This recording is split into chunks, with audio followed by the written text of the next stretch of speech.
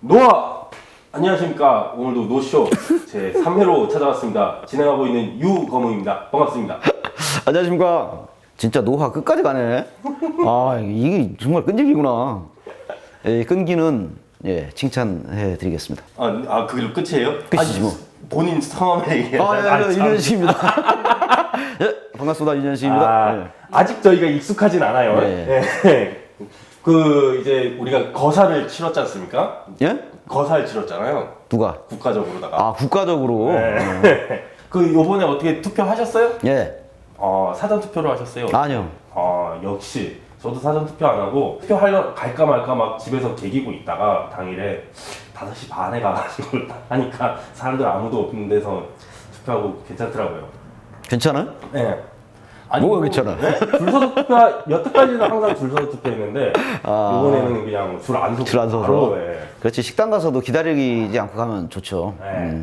근데 뭐 이거 마스크 끼고 비닐장갑 끼고 하면 진짜 눈에는 김차지 막 그다음에 손은 미끄럽지. 진짜 이번에는 나 손이 미끄러워. 많은 것 같더라고요. 손이 미끄러져가지고 딴 데 찍는 그런. 우리 안철수 선생께서 400km 뛰고 와가지고 손이 미끄러지면서 밑에 찍어버려가지고 그냥 손이 아니라 신박신당. 몸이 그냥 전부. 그래도 거기는 성공했어요. 세석 배출했지 않습니까? 안철수가 아무 말 안 했기 때문에 성공한 거예요. 마라톤을 뛰었잖아요. 네. 그 이유가 당 대표가 뭐 돌아다니면서 선거 유세하고 이런 게 안 된다면서요. 지역구 후보 없으면. 뭐 그것도 그렇지만은 네. 기본적으로 이제 뭐 언론 플레이를 한다거나 뭐 얘기를 해야 되는데 한국에서는 입을 열면은 망하는 정치인이 2명이 있어요. 한 명이 박근혜고 한 명이 안철수인데 안철수 대표는 자신이 입을 열면 망한다는 걸 알았던 것 같아요. 그래서 그냥 묵묵히 달렸기 때문에 그나마 세석이 나오지 않았나. 박근혜 같은 경우 옥중서신 쓰는 바람에 그냥 완전히 망한 거죠. 입을 열면 안 되는데.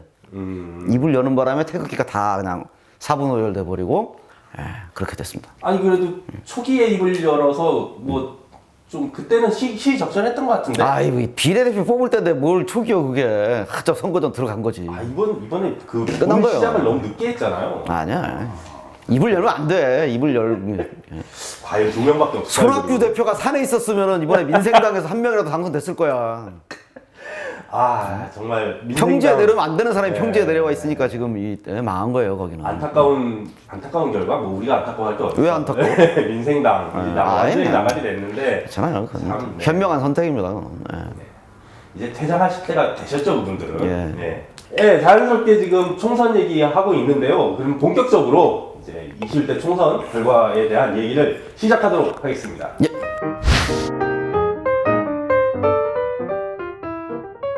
일단 위성정당 얘기를 안 할 수가 없는데요. 더불어민주당이 163석에 시민당이 17석, 미래통합당이 84석에 미래한국당이 19석. 그렇습니다. 미래 위성정당으로 봐야 될지 모르겠는데 열린민주당이 3석. 효자정당. 효자정당. 이 위성정당 효과로 뭐 정의당과 국민의당이 가져갔어야 할 의석을 굉장히 많이 뺏어갔다라는 얘기가 있습니다. 네, 그렇죠. 원래 이 위성정당 없을 때의 의석 혹시 계산해 보셨나요? 위성정당이 없을 때에 적어도 이제 정의당 같은 경우에는 지금보다 약 9석에서 10석 정도, 많으면 11석 정도 더 가져갈 수 있었다. 20석은 못 될 것 같은데 지금 이 득표율로 보면은 국민의당도 그렇고 정의당도 그렇고 이 위성정당 때문에 많이 뺏겼다라는 말씀들은 많이 하시는데 사실상 그 선거법 자체가 뭐 이게 내용이 변한 게 없기 때문에 뭐 위성정당이 없었으면 뭐 이런 얘기 할 이유가 없어요 지금. 그러다 보니까 이제 그 가정이라는 것보다는 오히려 저는 이번 선거를 보면서 위성정당 플러스 해가지고 평가는 오만 사람들이 다 하고 있으니까 그 21대 국회가 어떤 의미를 가지고 있으며 무슨 문제가 있을 것인가에 대한 얘기를 좀 집중 좀 해봤으면 좋겠어요. 위성정당까지 포함을 해서. 저는 이제 2가지 위험하다고 보는 거죠. 첫째가 정당 정치가 이게 계속 될 것인가. 2번째로는 이거 노동이 이제 이거 21대 국회에서 어떻게 대응할 것이냐. 각이 나오냐 이 노동 문제가. 이 문제가 우리가 봤을 때는 이번 21대 국회 시작할 때 가장 눈여겨봐야 될 2가지 문제라고 봐요. 이 정당 정치가 붕괴되고 있다. 민주당 같은 경우에 사실 진짜 방금도 말씀드렸지만 당이 3개가 된 건데 이 사태를 어떻게 봉합을 할까요? 왜 봉합을 해? 아, 봉합을 안 한다? 아, 그러니까 정당 정치가 위험하다는 거예요. 아, 기본적으로 정당이라는 거는 뭐예요? 정치적인 어떤 이념과 뜻을 같이 하는 사람들이 아주 강력하게 모인 정치 결사잖아요. 그쵸. 그죠? 이 당 세 개가 뭐 다른 정치 결사예요? 다 똑같은데? 어차피 이거는 그냥 한 집안 식구라고 보면 되는 거고, 저기 어디야 그 미래통합당하고 미래한국당도 마찬가지인 거예요. 이제 안전한 양당제가 된 거죠. 20대 국회까지만 해도 그 당시 국민의당 그것 때문에 저쪽 그 호남 일부가 녹색 되고 뭐 이러는 바람에 마치 뭐 알록달록 다당제처럼 보였으나 원래 실질적으로 20대 때도 양당제였어요. 4%씩 할 때 보세요. 한쪽으로 다 몰리잖아 또. 이번에는 그냥 명실공히 양당제가 된 거예요. 위성 정당을 굴려가지고 국회를 뭐 이상하게 또 만들려고 꼼수처로 만들려고 하고, 그 와중에 진짜 정당 정치를 고민하는 사람들은 여기서 어떻게 발을 더 딜 수 있겠어요. 정의당 같은 경우에는 네. 보면은 앞으로 어떤 전략을 근데 정의당 같은 경우에는 참 이게 저도 보면 답답해요. 뭐냐면 정의당에 대해서 선거 끝나고 나니까 이제 여러 평가를 하면서 뭐 자기 원래 진보적인 색채를 명확하게 해야 되냐는 등 앞으로 그래야 뭐 된다는 말은 쉬운데, 6석 가지고서 지금 아무리 뭐 진보적인 뭐 얘기를 한다고 한들 국회 내에서 정당으로서의 어떤 역할을 하기가 정말 앞으로 힘들어질 거라는 거죠. 아, 좌파적인 뭐 그걸 왜 안 하냐, 그걸 하면 너희들은 뭐 더 잘 될 거야. 어떻게 알아요 그게 잘 될지, 아예 망할지. 지난 20년간 네. 해봤잖아요. 아주 안 했다고 평가할 수는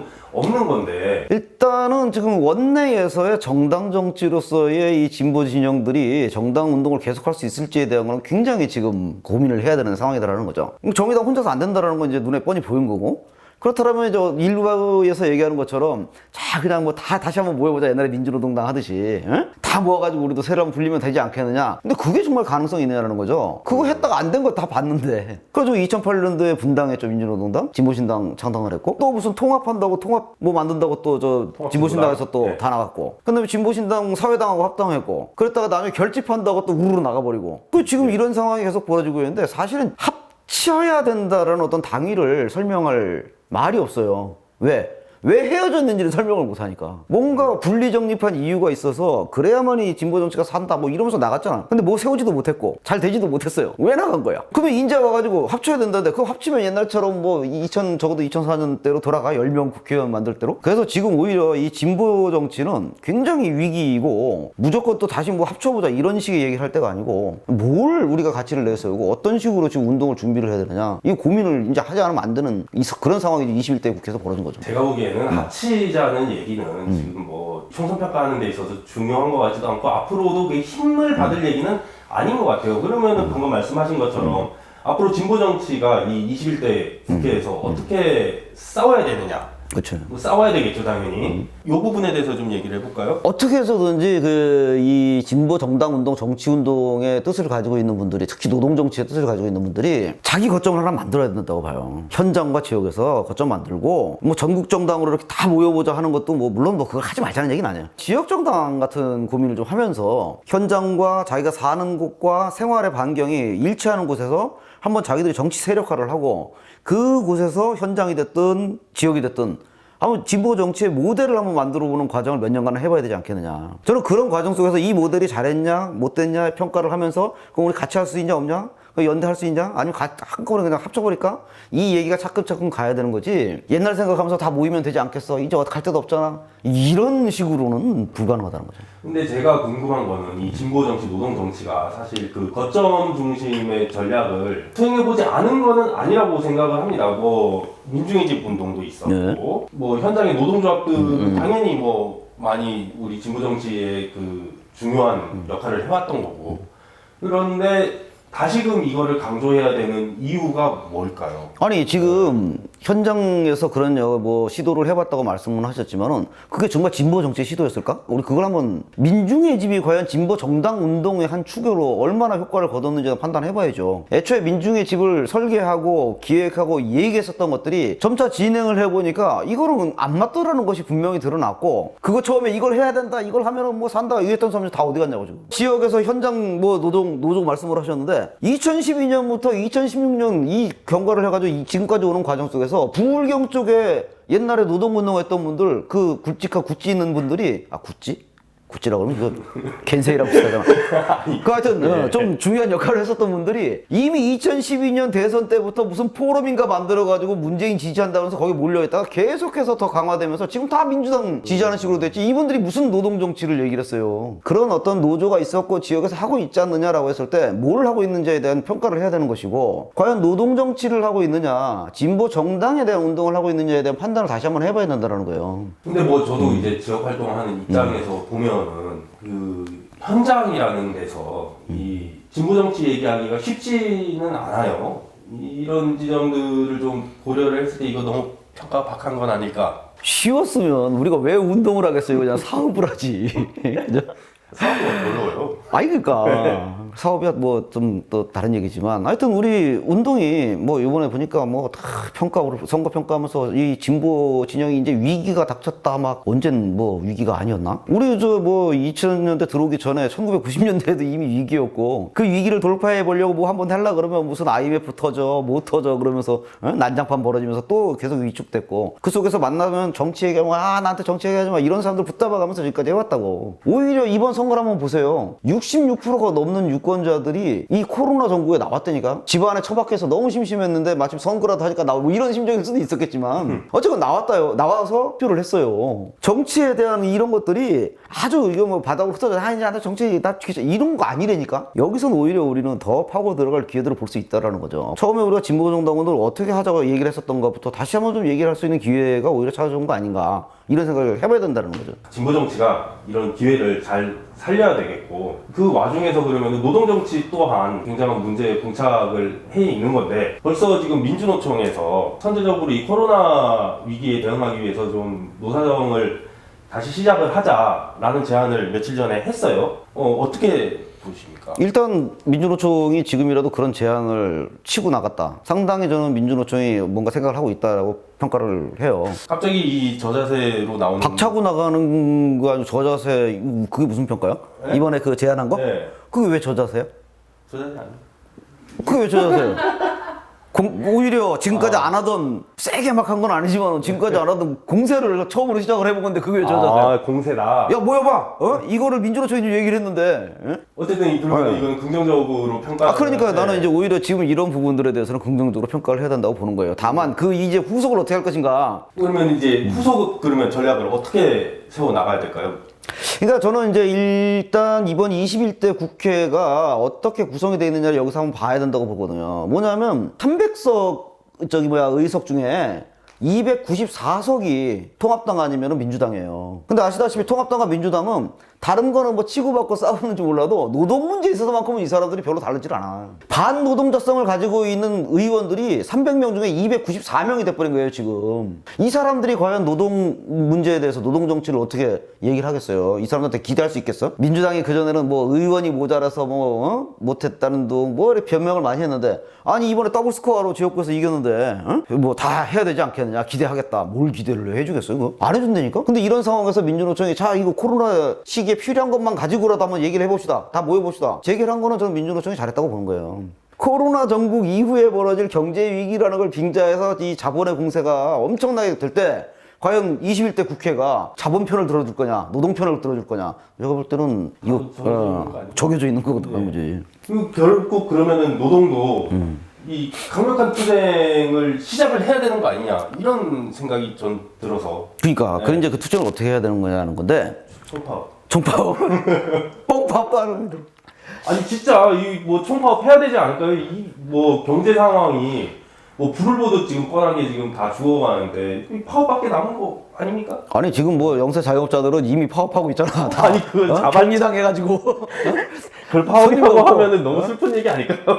이게 이제 고민인 거예요. 21대 국회에 294석이라는 의석이 반노동적인 의원들을 찾다고 할지라도 민주당이 그냥 뭐 그래 우리는 이제 본격적으로 삼성 편 들어줄 거야 이렇게는 안 나올 거라고. 당연히 그렇지 않겠죠. 그건 뭔가 던져줄 거예요. 지금 산적한 문제 중에 문재인 정부가 들어서면은 해결을 할 수 있을 것이다라고 했었던 것 중에 몇 가지가 있는데 그 중에 뭐 예컨대 전교조. 이게 97년도 IMF 터졌을 때 그때 이제 노동유연화 받아들이는 그 대가로 전교착법하고 이런 거 했던 거 아니에요. 이거 똑같이 그렇게 갈 수 있어요. 근데 그거 해주고 얼마나 생색을 냈어. 그거 생색 내주고 결국은 비정규직 다 그냥 늘려놓은 거잖아요. 이번에도 제가 볼 때는 그런 과정 갈 수 있는 게 아니라 갈 거라는 거죠. 코로나 위기가 몰고 온 게 지금 97년도 IMF 위기나 2008년도 금융위기하고 달라요, 지금. 아시다시피 이 현장 지역에 살다 보니까 눈으로 볼 거 아니에요.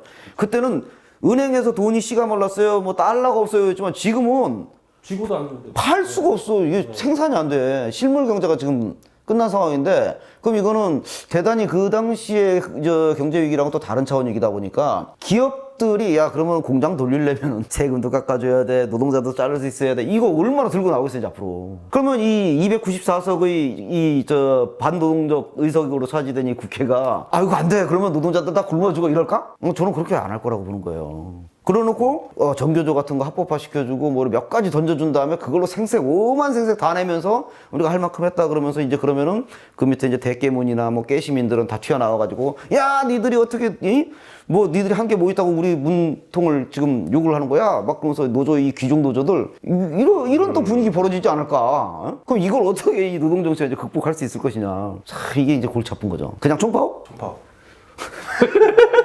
기회가 아니에요. 지금은 진짜 이거는 이제 갈 때까지 간 위기 상황이지. 예? 오히려 지금 얘기를 해봐야 되지 않겠느냐라는 거는 기회라서 얘기하는 게 말씀드리는 게 아니고 이제 그거라도 안 하면 안 되게 된 거예요 이제. 더 이상 어떻게 할 거예요? 빨리 우리가 진보 정당 운동이라든가 또는 이 노동 정치에 대해서 이제 본격적으로 더 이 얘기를 이제 시작하지 않으면요 이제 끝이에요. 지금도 늦었는데 이거 기회라서 말씀드리는 게 아니고 이제는 그거밖에 할 게 없어. 어? 안 그러면 이제 21대 국회가 자 노동자들은 안녕 뭐 기본소득 조금 줄 테니까 다 집에서 쉬어 이렇게 되는 거 이거 끝나는 거 이거. 뭐 간단하네요. 그러면 선택지는 하나고. 네. 뭐 이 길로 그러면은 열심히 나가자고 좀 얘기를 더 세게 막 해야 됩니까 이제? 세게 해야죠. 네. 그 민주노총이 이제 다 모여봐 이렇게 얘기했잖아요. 네. 지금 다 모일까? 안 모일 거거든요. 안 모일 거예요. 정부도 지금 그 경제부총리가 돈 못 주겠다고 좀 버티고 있는 거냐. 그랬더니 180몇 석을 차지하게 된 이 민주당이 그래? 이러고 있어요 지금. 민주당이 그 정도 차지를 했으면은 이게 대통령한테 장관이 지금 대통령 말도 무시를 하고 지금 집권 여당 말도 무시를 하는 저 장관 계속 줄 거요. 이렇게 얘기를 해야 되는데 오히려 좀 조심하고 이러고 있단 말이에요 지금. 국회가 왜 그런 걸 못하죠? 294석이 되신 분들은 노동자들을 이제 우리가 그 국회에 다수가 됐으니 노동자들 어떻게 해보자라는 생각보다는 2년밖에 안 남은 이제 대선을 어떻게 해볼까? 여기 가 있는 거예요 벌써. 선거평가하는 과정에서 뭐 몇 분이 그런 말씀하시는 것이 있었는데 이낙연이라는 그 호남 출신의 유력 대권 주자가 지금 나오기 시작했잖아요. 네. 호남은 거기서 판단을 한 거예요. 정동영 뭐 박지원이 백날 해봐도 소용없다. 에? 그 판단을 했으니까 이번에 민생당 다 떨어뜨리고 민주당 다 찍어준 겁니다. 그러면 이런 부분들을 그 평생 정치만 해온 민주당 사람들이 모르겠어요? 그런데 민주당에는 영남 패권주의가 작동하고 있거든. 그리고 그 안에서 대깨문들이 아니 지금 이낙연이 뭐 문재인한테 뭐 해줬다고 그렇죠. 이렇게 나온단 말이에요. 이러니까 이 사람들이 무슨 생각을 할 거냐? 노동 정치를 어떻게 할 거냐? 정당법을 어떻게 바꾸고 공직선거법을 바꿔가지고 양당제 체제를 좀 해소한 다음에 좋은 정치를 좀 만들어 봐야 되지 않겠어? 이런 생각 하겠냐고. 할 리가 없죠. 지금 그 생각을 안 한다고 벌써 이 사람들이. 그러니까 이제 치고 들어가야 되는 거예요. 민주노총이 모여 그런다고 해서 안 모인단 말이야. 그 딴짓 하느라고 안 모일 거란 말이야. 그럼 이제 그 다음은 어떻게 할 것이냐. 여기에 대해서 우리가 의견을 내고 조직하고 이제 같이 움직여 나가야 된다는 거죠. 총파업? 총파업도 총파업이겠으나 저희가 또 이 정치 조직으로서 좀 선도적으로 이런 그 대안들에 대해서 좀 주장을 해야 될 것 같은데 뭐 정부 정책은 어쨌든 돈을 이 기업 쪽에다 풀려고 하지 노동자들한테 직접 푸는 거는 계속 거래하고 있는 상황이잖아요. 요럴 때 뭐 어떻게 해야 될까요?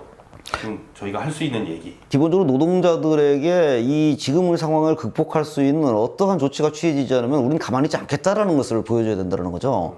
근데 물론 이제 가만히 있지 않겠다, 우리 집회하겠다 막 쭉 나간다 그러면 물리적 거리를 두세요. 2m 떨어져서 집회하세요. 이 뭐 이렇게 되겠지. 아, 근데 뭐 그런 과정 속에서 그 방법은 우리가 또 찾아내야겠죠. 찾아내야 되는데 지향은 분명해야 된다는 겁니다. 21대 국회가 비록 반노동적인 의석 어떤 그 구조를 완전히 지금 점해버렸지만, 그러나 그 속에서조차도 우리에게 너희들이 신경을 안 쓰면 안 된다라는 어떤 이야기들을 계속해서 해줄 수 있어야 된다는 거죠. 민주노총이 이제 시작을 했고, 여기서 점점 더 이제 강도 높은 어떤 정치투쟁 기조를 좀 잡아 나가야 되는 것이고, 그리고 저는 이제 좀 우리 노정사가 우리 주변에서부터라도 노동 조직에 있거나 노조에 있거나 뭐 이런 분들, 이런 분들에게 민주당에 대한 기대, 민주당에 대한 협조에 대해서 명확하게 당신들의 이 행동에 대한 그 손을 그어라. 기대하는 대상이 아니고 요구해야 될 대상이고 투쟁해야 될 대상이다.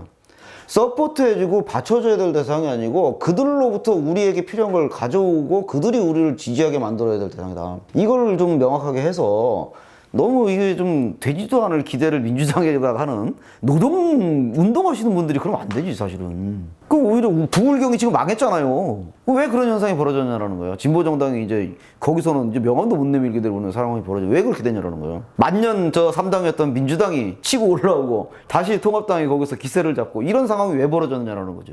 진짜 노동운동, 노동정치를 고민했었던 분들이 그 어떤 기조라든가 이런 부분들을 버리고 민주당에 투항하면서 저 자유주의 보수 세력에게 투항하면서 이렇게 된 거라는 거죠. 저는 이런 부분들에 대해서 노정사가 명확하게 짚고 나가야 된다고 봅니다. 민주당에 기댈 게 아니라 뭐 하시는 말씀 들어도 그렇고 제가 평소에도 생각하기를, 우리 스스로의 힘을 키우고 조직하고 하지 않으면은 미래는 없다고 생각을 합니다.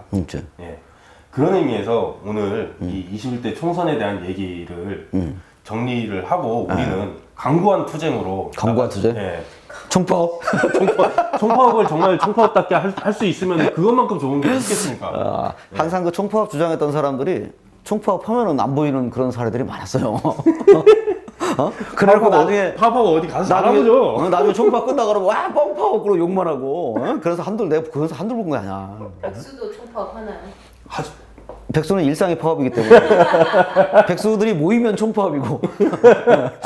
그렇죠, 모여야죠. 모이면 총파업이고. 근데 이제 물리적 거리를 둬야 되니까 2m씩 떨어져서 모여야죠. 총파업이라든가 이런 부분들에 대한 고민도 분명히 좀 필요하다고 봐요. 그리고 이 과정 속에서 저는 적어도 아까 말씀드렸던 진보 정당 운동이 지역에서 어떤 모델을 만들어 나가는 그 가운데에 노동 정치가 지금 들어가야 된다고 봅니다. 예컨대 지금 부울경이 망했다고는 하지만 울산에는 자동차와 중공업이 있고, 경남에는 또 중공업이 있고, 뭐 하여튼 그 공업 단지 쪽에 보면은 그 지역 근처에서 직장을 다니는 자기 벌어먹고 사는 곳도 있지만, 역시 그 근처에 자기들이 생활을 하고 자는 곳이 있는 그런 그 지역들이 많아요. 또 그 속에 우리 노동 운동하시는 분들도 많이 계시고, 좀 2년밖에 안 남았잖아요, 지방선거가. 네. 그 지방선거가 이번에는 또 대선하고 같이 있습니다. 그래서 이게 대선과 어떤 선거가 같이 껴있을 때 나타나는 현상이 뭐냐면 쏠림 현상이 많이 나타나요. 지금처럼 이제 민주당에도 확 이렇게 갔었던 것처럼 그때 당시에 다시 민주당 대선 후보를 밀어줘야겠다는 분위기가 생기면은